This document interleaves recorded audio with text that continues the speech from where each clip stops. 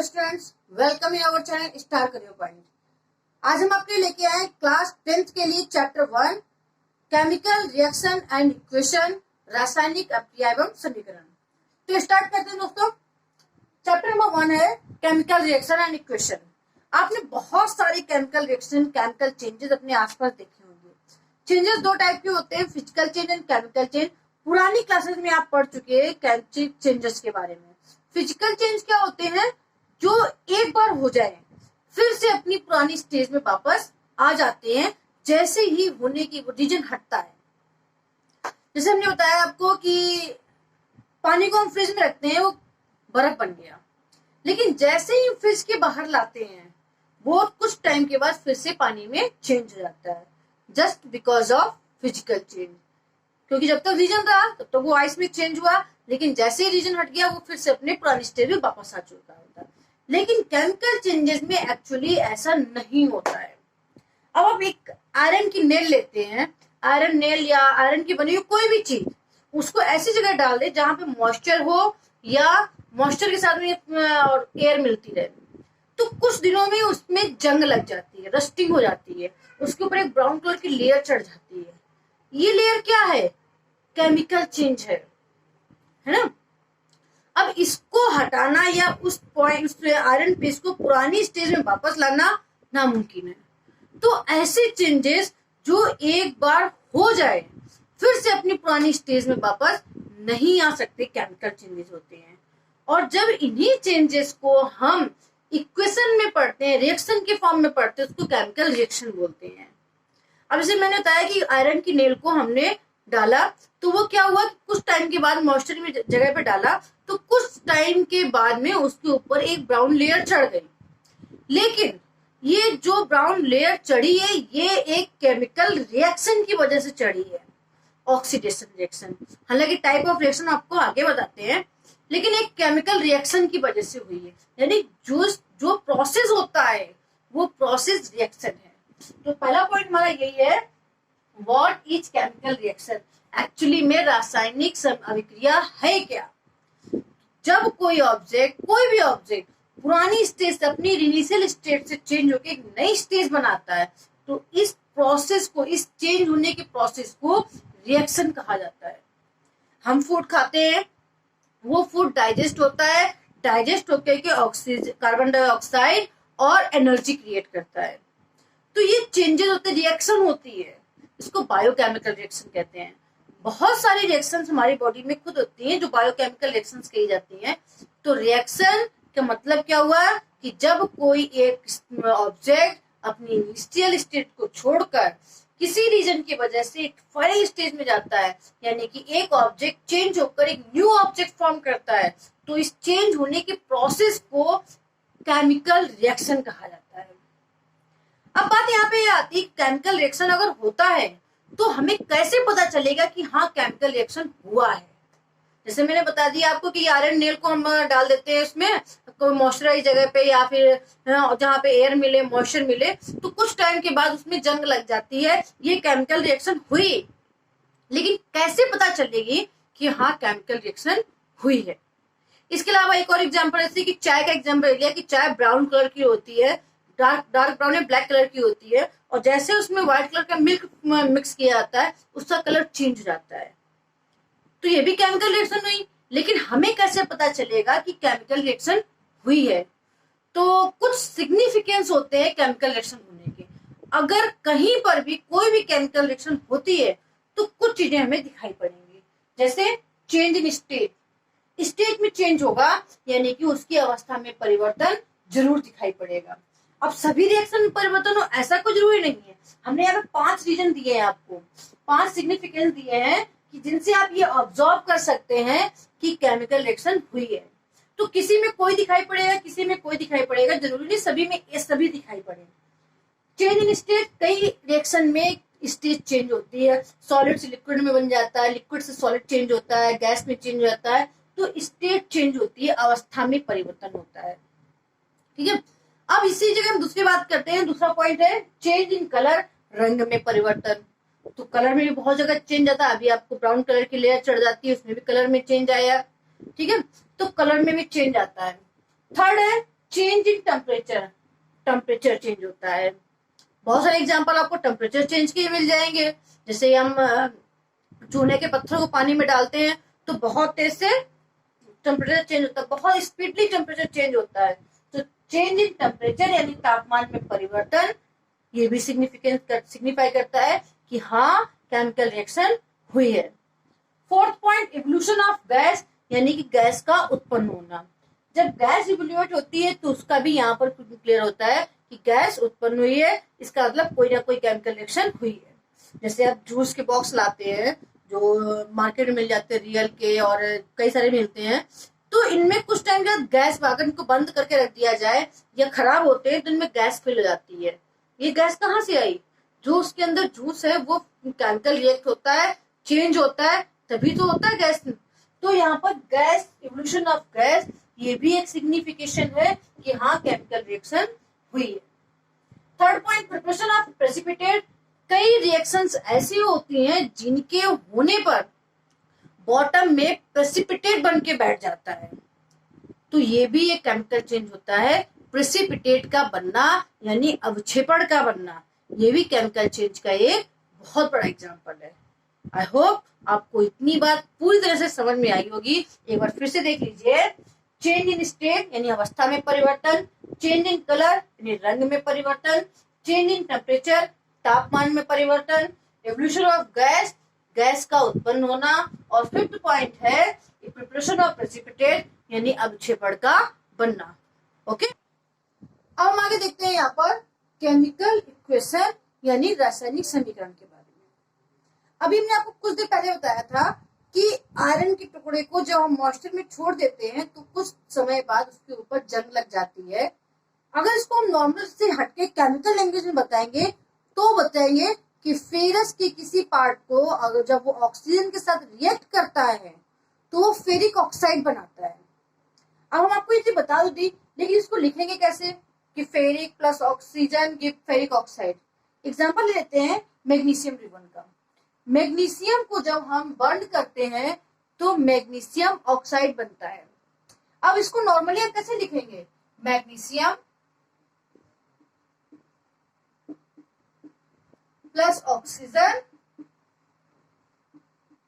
Gives magnesium oxide. Okay, अब हर बार हम इतनी बड़ी रिएक्शन को इस फॉर्म में लिखना मुश्किल है। अब हमें यहाँ पे ये भी पता चलेगा कि कितने मोल्स या कितने नंबर ऑफ मैग्नीशियम है, कितने नंबर ऑफ ऑक्सीजन है, या कितने मैग्नीशियम ऑक्साइड बन रहे हैं। वही अगर हम आयरन की बात करें तो कितना आयरन है, कितना आयरन फेरिक ऑक्साइड बनेगा, कुछ नहीं पता है। हम फूड डाइजेस्ट करते हैं तो ग्लूकोज जो खाते हैं उसमें ग्लूकोज आता है, ग्लूकोज डाइजेस्ट होकर एनर्जी बनाता है। कितने ग्लूकोज मॉलिक्यूल डाइजेस्ट होते हैं, कितनी एनर्जी बनती, कुछ नहीं पता चलता है। लेकिन इस टाइप के रिएक्शन को लिखना भी मुश्किल है बार बार। सपोज करिए कि आपकी क्लास में 50 स्टूडेंट्स हैं और टीचर आते हैं आपकी क्लास में। एंटर करने का पहले अटेंडेंस लेने का सिस्टम होता है। अटेंडेंस लेना स्टार्ट किया, वो बाई वन सबका नाम ले रहे हैं, ठीक है, आराधना, अशोक, ताली, हेमंत, ऐसे करके। तो एक बहुत लंबा टाइम जाएगा अटेंडेंस लेने में ही। और साथ ही साथ एक दिक्कत और आएगी, अगर मान लीजिए सीमा नाम की 4 लड़कियां हैं या 3 लड़कियां हैं, तो अब उनको आइडेंटिफाई करना किस सीमा की बात की गई, किस सीमा की अटेंडेंस बोली गई। हालांकि वो बात अलग है कि आप फर्स्ट सेकंड थर्ड फोर्थ आप उसको नाम दे देते हैं, लेकिन ये मुश्किल है। उसकी जगह पे क्या आसान है? नंबर से अटेंडेंस लेना। 1 2 3 रोल नंबर दे दिए गए, रोल नंबर से अटेंडेंस लेना शॉर्ट भी होगा, इजी भी होगा, और आराम से आइडेंटिफाई करना भी होता है। तो उसी जगह पर इसको इस फॉर्म में नहीं लिख करके इनके सिंबॉलिक फॉर्म में लिखा जाना ज्यादा इजी होता है। जैसे मैग्नीशियम को हमने शॉर्ट में Mg, ऑक्सीजन को O2 क्योंकि गैस है, और ये बन जाएगा MgO। अभी आप ये बैलेंसिंग आपको बाद में बताएंगे, हालांकि ये बैलेंस नहीं है, बैलेंसिंग आपको बाद में बताएंगे। तो ये मैग्नीशियम को हमने सिंबॉलिक फॉर्म में Mg लिखा, ऑक्सीजन को O2 लिखा, और ये बन गया मैग्नीशियम ऑक्साइड MgO। इस तरीके से लिखना आसान है। ऐसे हम कितनी भी रिएक्शन लिखते हैं तो हमें ये भी पता चलता है कि ऑक्सीजन O2 है, 2 ऑक्सीजन है यहाँ पर, ठीक है। ऑक्सीजन क्या है यहाँ पे? ऑक्सीजन मॉलिक्यूल है कि ऑक्सीजन गैस है, नहीं पता है, लेकिन यहाँ पर O2 देख के पता चल रहा है कि yes this is oxygen gas. हाँ, ये ऑक्सीजन गैस ही है। तो इसलिए केमिकल इक्वेशन को सिंबॉलिक फॉर्म में लिखना ही एक कन्वीनियंट और तरीका है, जिससे इजी टू अंडरस्टैंड होता है, इजी टू राइट होता है, और आइडेंटिफाई करना आसान होता है कि इसमें कितने मॉलिक्यूल्स लिए गए हैं, कितना प्रोडक्ट बन रहा है, कितने प्रोडक्ट मॉलिक्यूल किस प्रोडक्ट के बन रहे हैं। अब इसी के आगे स्टार्ट करते हैं बैलेंसिंग के बारे में। जैसा कि मैंने आपको कहा, this is not a balance chemical equation, ये भी मैंने अभी बैलेंस नहीं की थी, लेकिन अब हमें पता करना है कि बैलेंस का मतलब क्या होता है। तो बैलेंस बताने से पहले हम आपको 2 पॉइंट्स आपको यहाँ पे एक्सप्लेन करने हैं, रिएक्टेंट एंड प्रोडक्ट,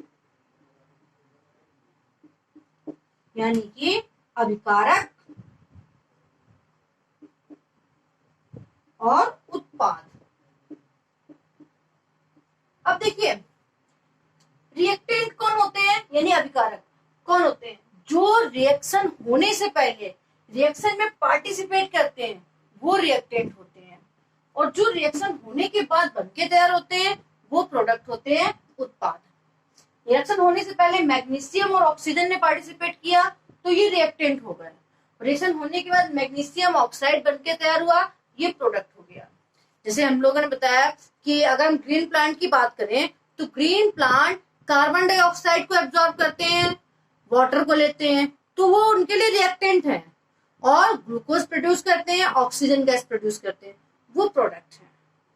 ओके, तो रिएक्टेंट और प्रोडक्ट, जो रिएक्शन होने में पार्टिसिपेट करते हैं दैट इज रिएक्टेंट, जो बन के तैयार होते हैं दैट इज प्रोडक्ट। इतना क्लियर हो गया होगा। अब हम इनके बैलेंसिंग की बात करते हैं, तो पहले हम यहाँ लिख लेते हैं कि रिएक्टेंट कितने हैं और प्रोडक्ट कितने हैं। मैग्नीशियम है, ऑक्सीजन है, 2 ही रिएक्टेंट है यहाँ पर। तो मैग्नीशियम कितने हैं यहाँ पे देखिए, रिएक्शन होने से पहले 1 मैग्नीशियम है और रिएक्शन होने के बाद 1 मैग्नीशियम है, करेक्ट। ऑक्सीजन की बात करें तो रिएक्शन होने के पहले 2 ऑक्सीजन है, O2, लेकिन रिएक्शन होने के बाद में 1 ऑक्सीजन है, यानी कि ये क्लियर है कि यहाँ पर ऑक्सीजन बैलेंस नहीं है। अब ऑक्सीजन बैलेंस करने के लिए इधर 2 है तो इधर भी 2 का मल्टीप्लाई कर देंगे। कभी भी यहाँ पर नीचे MgO2 नहीं लिखेंगे, हमें कभी भी इसका कॉन्फ़िगरेशन नहीं चेंज करना। देखिए ध्यान से, जैसे ये MgO लिखा है तो यहाँ पे 2 MgO कर सकते हैं, लेकिन MgO2 नहीं लिख सकते हैं, यानी कि उसका कॉन्फ़िगरेशन नहीं चेंज कर सकते। आपने 9th में पढ़ा है कि इसका जो फॉर्मेशन होता है वो मोर नंबर ऑफ आयन चेंज हुए हैं, ठीक है, कटायन आयन होते हैं उनसे। तो जब ये ऑलरेडी फिक्स है MgO तो इसको हम चेंज नहीं कर सकते हैं। हाँ, आगे मल्टीप्लाई कर सकते हैं, तो इसमें हो जाएगा 2 MgO। अब जब इसको हमने 2 MgO कर दिया, अब हम देखेंगे मैग्नीशियम रिएक्शन होने से पहले 1 है, लेकिन रिएक्शन होने के बाद में कितना हो गया, 2। इसको इसलिए याद है, जिसमें पहले 1 था अब हो गया 2। ऑक्सीजन 2 थे और अब ये भी हो गए 2। अब ऑक्सीजन बैलेंस हो गया है, लेकिन मैग्नीशियम अनबैलेंस हो गया। तो इसको बैलेंस करने के लिए हम यहाँ पे भी 2 कर देंगे मल्टीप्लाई, तो अब देखिए ये भी हो गया 2 2 2 2 2। This is balance reaction. अभी और भी एग्जांपल है आपके बैलेंस रिएक्शन के, वो भी हम आपको बताते हैं। अब आगे स्टार्ट करते हैं, जो मैंने अभी आपको एग्जांपल दिया आयरन वाला, उसी को कंटिन्यू करते हैं। तो हमने बताया था कि आयरन यानी कि Fe, ये मॉइस्चर में जो पड़ा रहता है यानी कि H2O, तो ये फेरिक ऑक्साइड बना देता है Fe3O4 प्लस हाइड्रोजन गैस निकालता है। अब देखिए यहाँ पर ये रिएक्शन लिखी हुई है Fe plus H2O, Fe3O4 plus H2। क्या ये बैलेंस है? तो पहला काम हमारा यही होगा, ये चेक करना कि is this a balance reaction. Check कर लेते हैं। रिएक्टेंट यानी कि अभिकारक, प्रोडक्ट यानी कि उत्पाद, और ये एलिमेंट कि कौन कौन से एलिमेंट हमने यहाँ पर लिए हैं। 3 चीजें, 3 कॉलम बना लिए। तो हमने आयरन है यहाँ पर, आयरन के बाद में हाइड्रोजन है और ऑक्सीजन है। 3 एलिमेंट हमारे पास में यहाँ पर है। स्टार्ट करते हैं। रिएक्शन होने के पहले रिएक्टेंट में 1 आयरन है, और प्रोडक्ट में 3 पीस ऑफ आयरन, ये 3 मोल्स हैं। हाइड्रोजन 2 है और रिएक्टेंट में भी 2 है। ऑक्सीजन यहाँ पे 1 है और रिएक्शन होने के बाद में 4 है। अब देखिए ये बैलेंस नहीं, ये क्लियर दिख रहा है क्योंकि आयरन पहले 1 है फिर 3 हो गए, हाइड्रोजन पहले 2 है अभी बाद में भी 2 है, लेकिन ऑक्सीजन पहले रिएक्शन होने से पहले यानी कि रिएक्टेंट में 1 है और प्रोडक्ट में 4 हो गए।